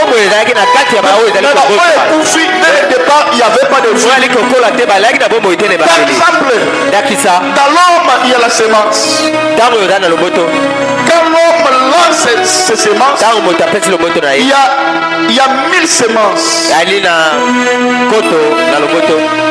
Amen. Amen. Mais parmi 1000 spermatozoïdes, il y aura seulement 4 qui va se former. Et moi, Nabini, ou bien si tu es coach d'Amérique, il passer. Ceux qui ont mis ma jumeau, on l'appelle, ou des jumelles identiques. Quand il y a même placenta. Amen. Amen. Pourquoi? Parce qu'il y avait plusieurs semences. Mais quand l'élection de Dieu était faite, il y a mort dans ta vie. Tu peux toujours dire que Nazamoulo. Pourquoi pas la sémence pour soi? Parce que tous les autres écoufis, c'est le cas. C'est que moi, dès le départ, Amen. Amen. Amen. Alléluia. Amen. Alléluia. Amen. Oh Seigneur. Vois pourquoi. Étant un enfant de Dieu. Amen. Amen. Même si je tombe, je me relève. Oui, je me relèverai. Parce que je suis prédestiné. Je ne resterai pas par terre. Un enfant de Dieu qui est prédestiné, même s'il tombe, il peut tomber, mais il va se relever et aller de l'avant. Il ne restera pas là-bas. Il y a un de mes fils qui m'a posé une question. Il m'a dit, papa, mais la Bible dit, ceux qui montent au monde de la lumière de Dieu et qui a promis cela, arrête de regarder. Et ils ont passé pour Azur encore dans la parole. C'est Meshach qui m'avait posé cette question. Je lui ai dit, mais Meshach, oui. Mais ce n'est pas pour les prédestinés. Une personne qui est prédestinée, ça m'a toujours dans le terrain qui est assez fort pour attirer Kaye. Amen. Au lieu de l'église, on dit parole. C'est pas ce côté. Attends, boy, l'homme boya. L'homme boya. Si ma l'homme moi dans mon monde. Amen. Et puis on va le taper. Et puis on va le bosser. Tu avances. Amen. Amen. Parce que la prédestination, c'est une puissance. Pasteur. Mais qui est prédestiné? Ici, ma réponse est je ne sais pas.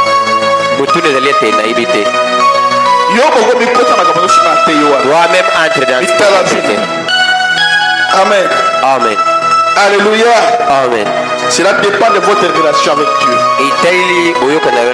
Lui seul peut te relever. Amen. Amen. Amen. Alors, Amen. Deuxième condition, c'est quoi?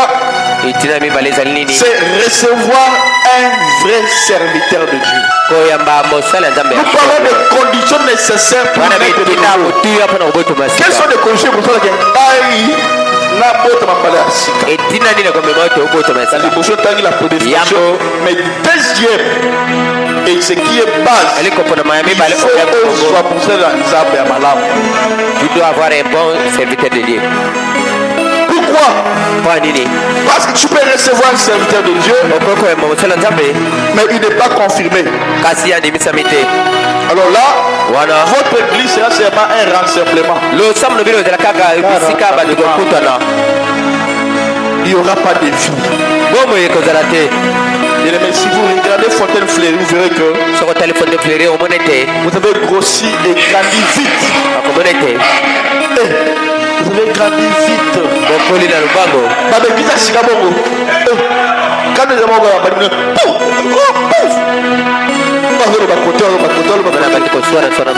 mais regardez-vous, voyez que la maturité déjà est à cause de la vie que vous donnez.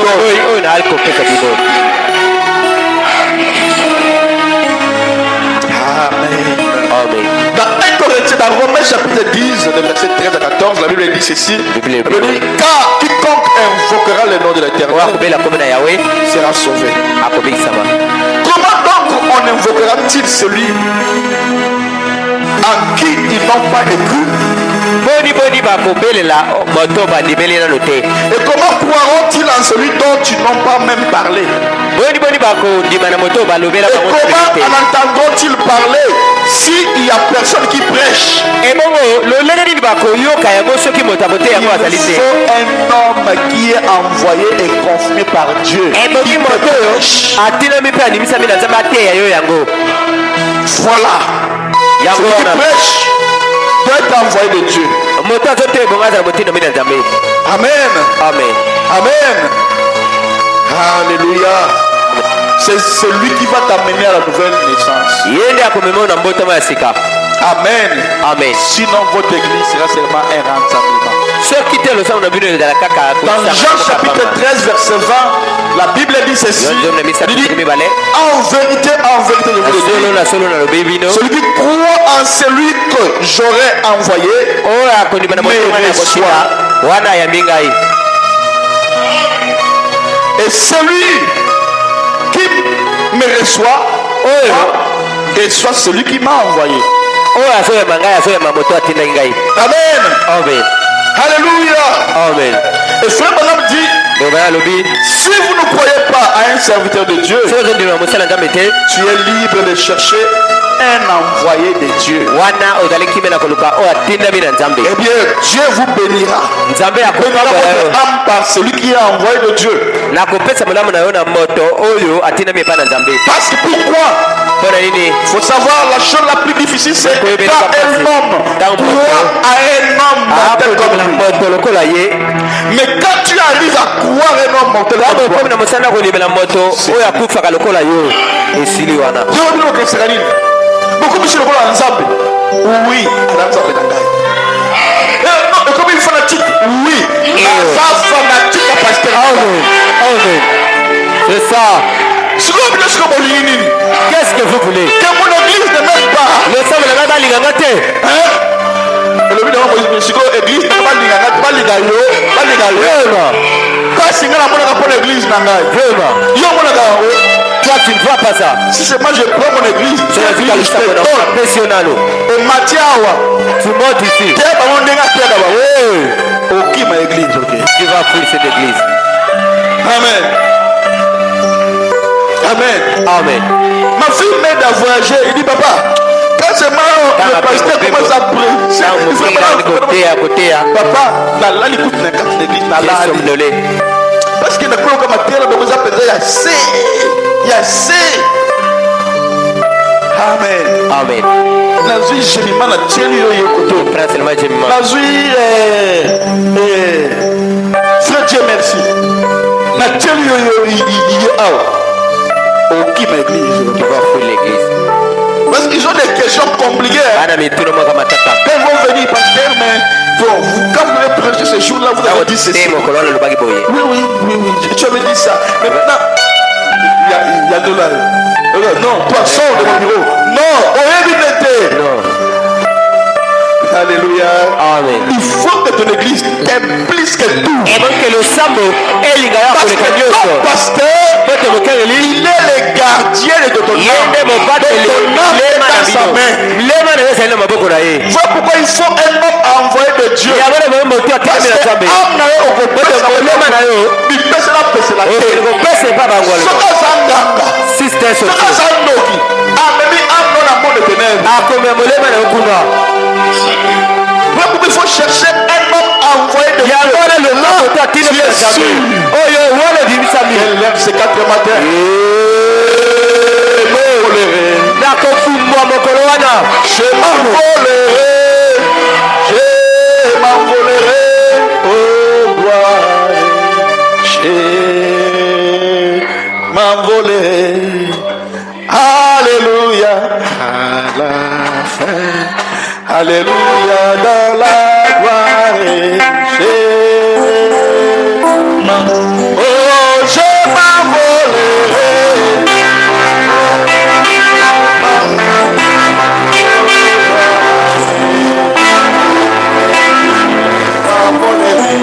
Oh, alléluia.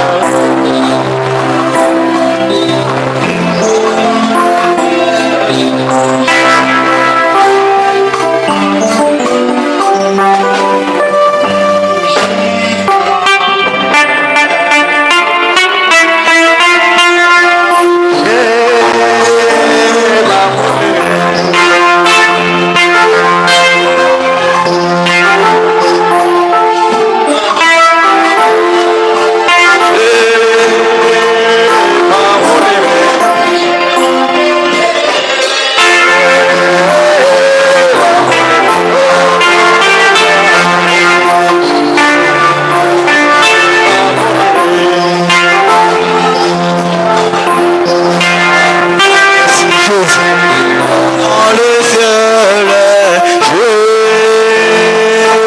mais moi je m'envolerai et m'envolerai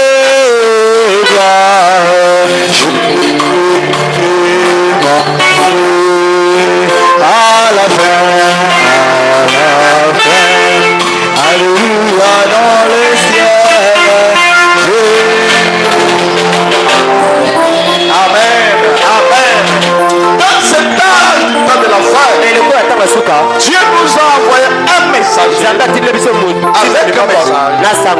Mais autour de ce message, il y a aussi des auxiliaires qu'on appelle des Éphésiens 4. Et dans les Éphésiens 4, il y a 5 ministères qui doivent travailler pour préparer l'épouse de Christ pour aller au ciel. Une église ne peut pas être enlevée sans les vrais ministères. Il faut que la personne qui prêche puisse avoir ce qu'on appelle les ministères.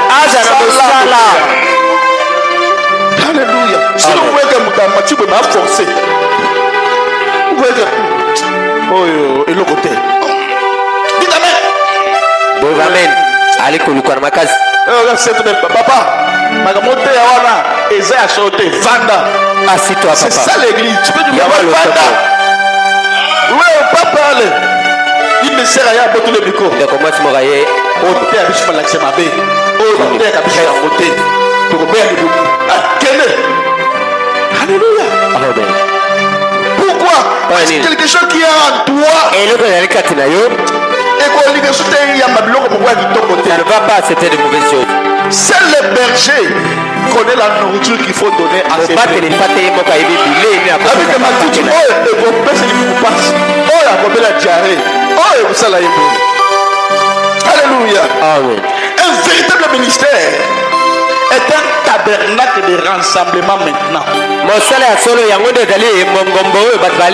Un ministère authentique. Voilà pourquoi Luc chapitre 10, 16. Si vous écoutez cet homme, qui peut lire ça? Luc chapitre 10, verset 16.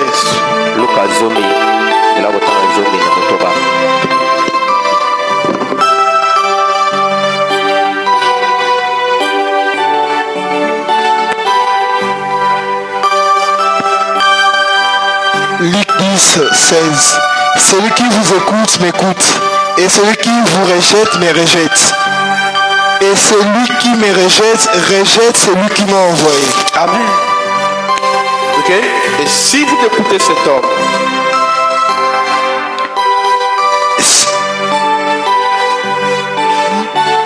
Et les 70, 10 verset 16. les 70 revient avec joie, disons Seigneur, nous démons.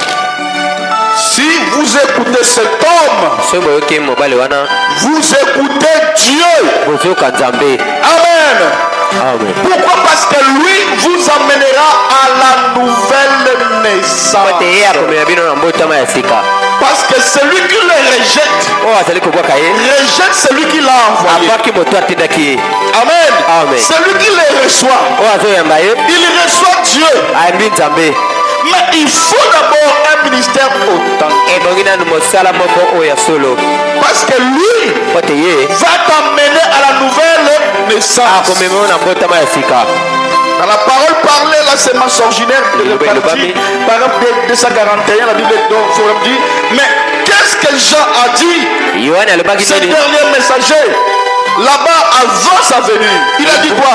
Il dit de ses pierres, il peut susciter des enfants à Abraham. Ne venez pas dire, nous faisons partie de ceci, de telle église, de telle église. Ne dites pas ça. Non, il faut de la moutouille. Non. De ses pieds, Dieu peut susciter des enfants à Abraham. Alléluia. Amen. Alléluia. Amen. Quand Marie avait reçu l'ange, l'ange avait parlé. Amen. Je te salue Marie. Et Marie a dit Amen. Amen. Amen. Quand tu dis Amen, à chaque parole qu'elle dit cet homme. Quand tu dis Amen, à chaque parole qu'elle dit cet homme. Tu dis Amen à chaque parole qu'elle dit cet homme. Il y a une vie qui vient en toi. Amen. Corneille avait prié. Il a fait des aumônes. Mais l'ange était descendu. L'ange n'avait pas dit à Corneille que moi je viens. Il a dit envoyez les gens. Appelez Pierre. Amen. Pourquoi pas notre disciple? Pourquoi seulement Pierre? Alléluia. Mais regardez quand seulement Pierre a fait sa bouche. Il n'avait pas encore fini de parler. Le Saint-Esprit était descendu. Amen. Et lui et sa famille, tout le monde était rempli. Il faut chercher un homme de Dieu. Mais il faut un homme qui est envoyé. Et s'il peut être, il faut qu'il soit confirmé par Dieu. Tu peux être un homme de Dieu. Mais sur ton atteint, il faut que tu sois envoyé. Et sur il faut que Dieu te commissionne. Et quand il te commissionne, il peut te confirmer. Alléluia. Amen. Oh Seigneur, merci. L'unique Éthiopien, il lisait la Bible. Mais quand seulement Philippe était venu, oh Jésus, il a dit qu'est-ce que tu entends? Parce que quand tu commences à expliquer la parole, il dit non, moi j'avais lu, mais cette connaissance, je n'avais pas. Il dit monsieur, qu'est-ce que tu entends? Voici de l'eau, donne-moi le baptême. Amen. Alléluia. Amen. Alléluia. Amen. Les Israélites étaient là. Mais quand seulement Moïse était venu, tout a changé. Et puis il lit l'Exode. Il fallait un homme envoyé de Dieu. Amen. Est-ce que dans ton église, tu es sûr que celui qui te parle est envoyé de Dieu? C'est ça. S'il est envoyé de Dieu, vous le verrez par vous-même. Parce que vous portez. Alléluia. Oh, merci Saint-Esprit. Ma parole n'a pas encore fini de sortir. Alléluia. Amen. Alléluia. Amen. Alléluia. Amen. La La deuxième condition est très importante. Il faut être sûr que cet homme-là elle est appelée par Dieu. Il est choisi par Dieu. Lui, il va t'amener la nouvelle naissance. Alléluia. Amen. La troisième condition, c'est quoi? C'est recevoir la parole ou entendre la parole. Entendre la parole de vérité. L'évangile du salut. Troisième condition, il faut recevoir parole. Tu écoutes la parole qui va te donner la vie. Est-ce que dans ton église on te prêche l'évangile? Est-ce qu'on te prêche Jésus? Parce que l'évangile c'est Jésus. Amen. Non pas seulement que non, comme le pasteur l'a dit. Même quand une personne lit la Bible, c'est lui-même qui va aller en enfer. Ici une église Mozart.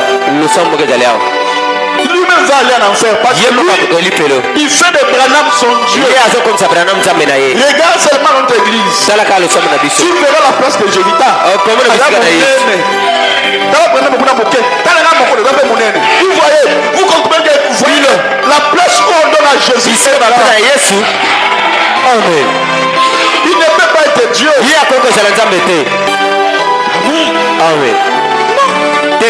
Dieu, comment il y a beaucoup de la monnaie? Comment ça? Est-ce que lui qui prête ici? Où on mettait des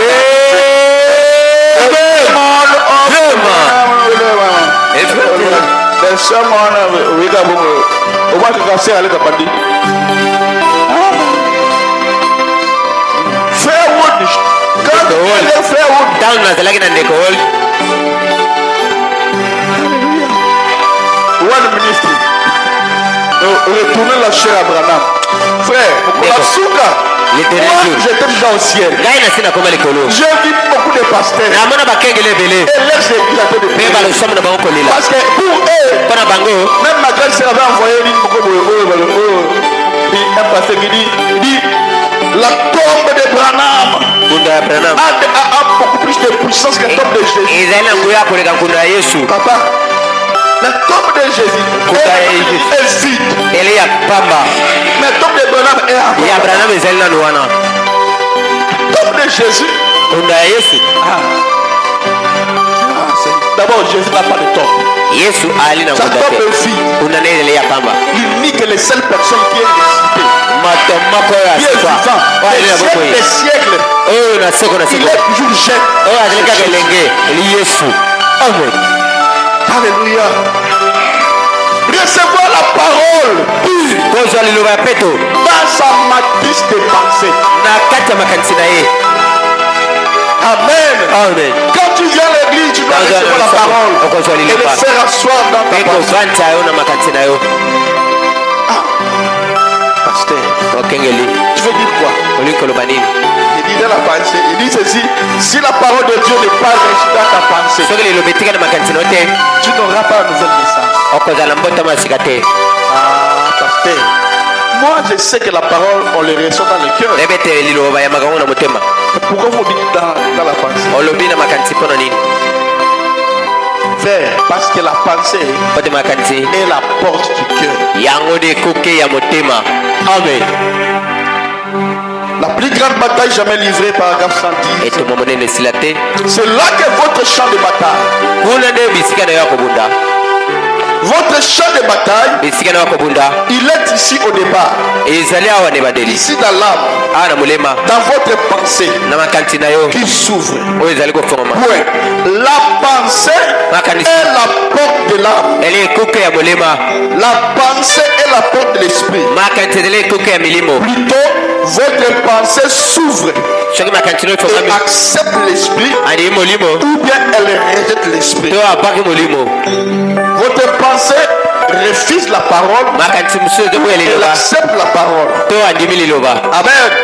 Il dit, vous voulez voir des petites consciences conscience et des petits sentiments et des petites sensations. Toutes ces choses, ça n'a rien à voir. Ce ne sont que des petites sensations. Mais pour ce qui est de la réalité, c'est votre pensée qui s'ouvre à cela. Votre pensée l'accepte. Ou bien elle les rejette. C'est ça, mes amis. Oh Dieu, que personne d'entre eux ne manque de le voir. Isaiah 111 dit, voyez-vous, c'est votre pensée qui ouvre la porte ou qui ferme la porte. Écoutez votre conscience, écoutez votre mémoire, écoutez votre affection. Mais quand votre pensée est fermée et qu'elle laisse Dieu, l'esprit de la parole entre et le pose tout le reste dehors. C'est la base qu'il faut d'abord recevoir. Tous les doutes ont disparu. Tous les peurs ont disparu. Toutes les sensations, toutes ont disparu. Tous les sentiments ont disparu. Il y a plus de la parole, il y a plus que la parole que Dieu en toi quand la pensée les reçoit. Et là, Satan ne peut plus te combattre. Et Branham tape 3 coups sur la chair. Non, mais je ne peux pas combattre contre cela. Amen. D'abord, c'est la pensée qui doit recevoir la parole. Amen. C'est la pensée qui reçoit. Et puis l'acte se produit, la bouche commence. Amen. Par exemple, quand tu regardes une scène, là ce sont des frères qui c'est d'abord la pensée.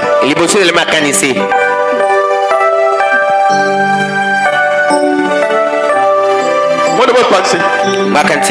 Allez, mon nom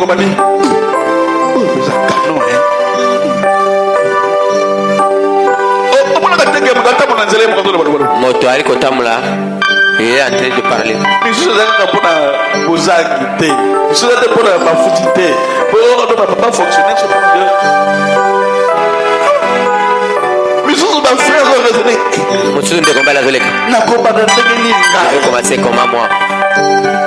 il y a un frère qui est venu chez ma femme.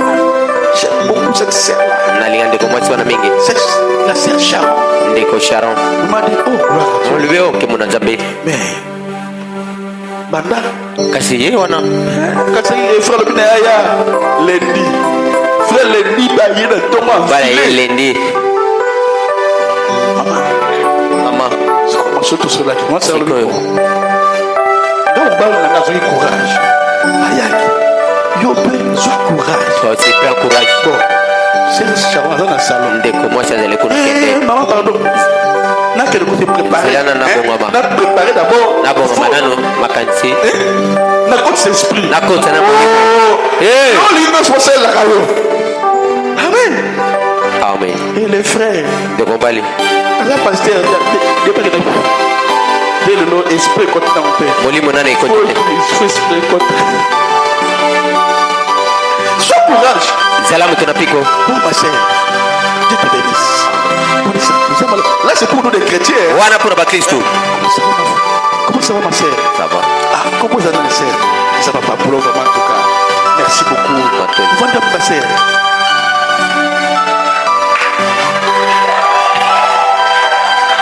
Amen. Merci ma sœur. Que Dieu t'accompagne. Conseille numéro 2. Et demande pas les numéros de téléphone. La scène n'est pas là.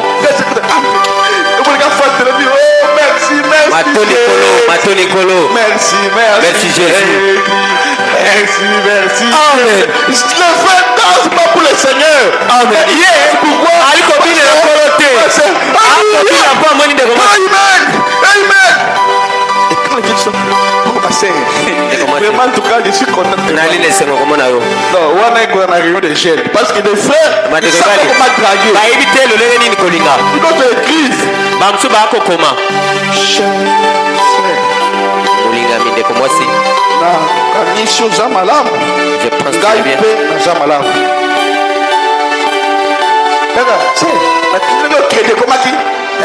Merci beaucoup. Matondi. C'est crédit comme dit. Comment me gars comme dit. Merci. Et c'est le transport. Merci. Matondi. Car comme on a serré à mon hôtel à Bala. C'est ma femme. On l'a qui n'a pas. Tu avais dit ça quand? Oh, il a pensé. Oh, non, ma cantine ngai. La parole. Liloba. La troisième condition.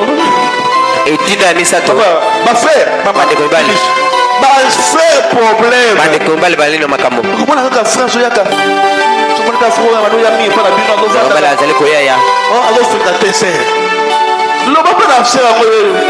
Il te à la serre. Comment tu na brochure wana? Ça va me voir que mon collègue qui néglige ta mon. Le bras levé. Alors qui mal à l'aise. Alors que quand la mise boye, quand la mise boye, mais la table dans les mise boye, on peut dire, faut madame ma vie et c'est vrai dans mon thème là. Frère, au niveau le bani. Ça veut dire quoi? C'est d'abord la pensée. Et banaka makanisi. Amen. Amen. Demain, lobby, on coupera comme un capot dans votre voilà comment draguer. Vous tient en internet. Bah coach yango. Lobby yangai. Lobby. Les gens vont voir Fontaine. Bah tu vas comment à Fontaine Fleury. Et d'ailleurs, même nos prédications qui étaient seulement de l'audio. Matin, oh, le frère m'a dit. De quoi il dit papa, et combien de vie, combien de vie? Plus de 100 vies. Parce que les gens ont vu non seulement l'audio, mais la qualité de la vie. Amen. Oh Jésus, monsieur le pasteur, continuez, pardon, continuez, pardon, je suis grand en mode de la continuer. Koba nan. Continuez. Koba. Continuez. Après, on a ce que pasteur dans la salle de l'église. Continuez. On a continué. Prochainement alors. Amen. C'est d'abord recevoir la parole. Amen. Tu peux recevoir un serviteur envoyé de Dieu. Un serviteur de Dieu. Mais qui amène une fausse doctrine. Doctrine de mensonges. Des balamites. Amen. Mais tu es censé de croire à la parole de Dieu, mais pas n'importe quelle parole. Amen. Comme la parole de Luther ne marchera pas ici. La parole de Wesley ne marchera pas. Mais la parole au temps convenable. Recevoir la parole de ton temps. La parole de l'air. La parole dans sa totalité. Et quand vous croyez au message, vous avez l'assurance. Amen.